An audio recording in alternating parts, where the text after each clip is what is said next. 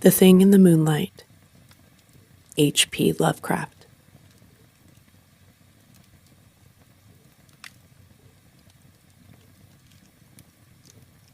Morgan is not a literary man. In fact, he cannot speak English with any degree of coherency.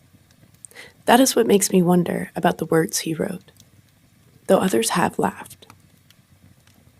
He was alone in the evening it happened.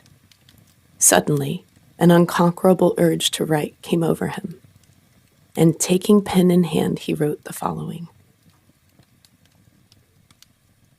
My name is Howard Phillips. I live at 66 College Street in Providence, Rhode Island.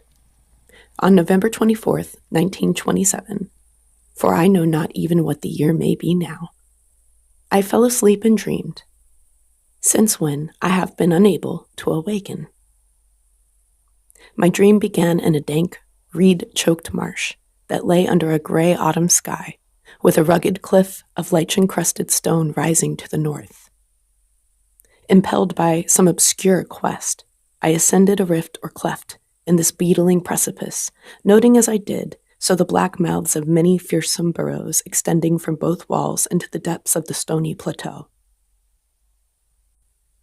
At several points, the passage was roofed over by the choking of the upper parts of the narrow fissure, these places being exceeding dark and forbidding the perception of such burrows as may have existed there.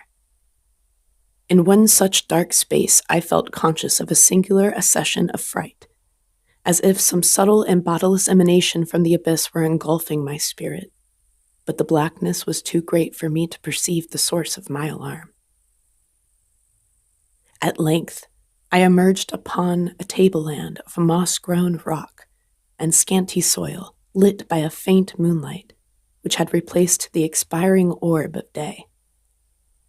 Casting my eyes about, I beheld no living object, but was sensible of a very peculiar stirring far below me, amongst the whispering rushes of the pestilential swamp I had lately quitted.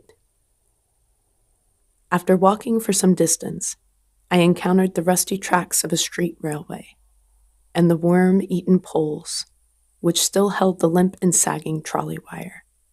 Following this line, I soon came upon a yellow vestibuled car numbered 1852, of a plain double-trucked type common from 1900 to 1910.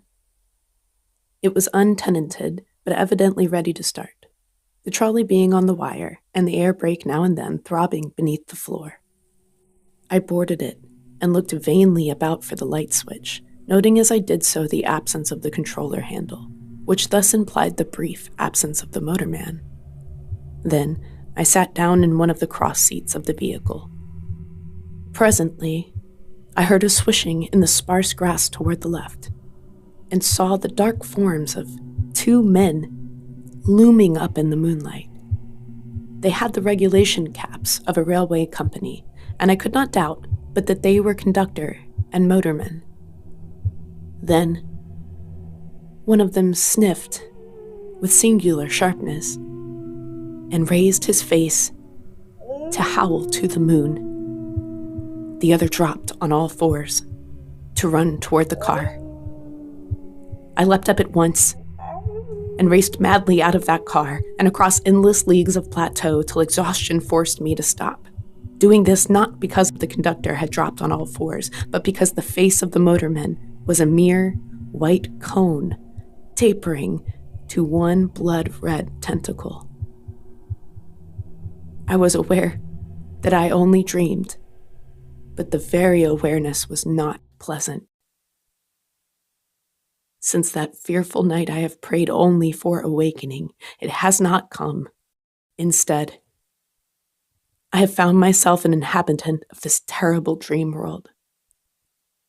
That first night gave way to dawn, and I wandered aimlessly over the lonely swamplands.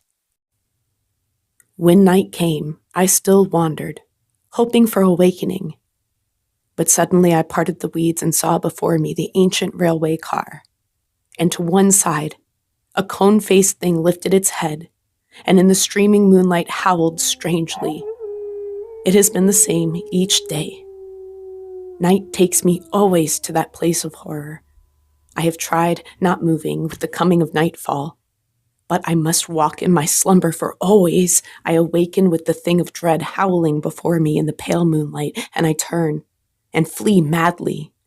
God, when will I awaken? That is what Morgan wrote. I would go to 66 College Street in Providence, but I fear for what I might find there.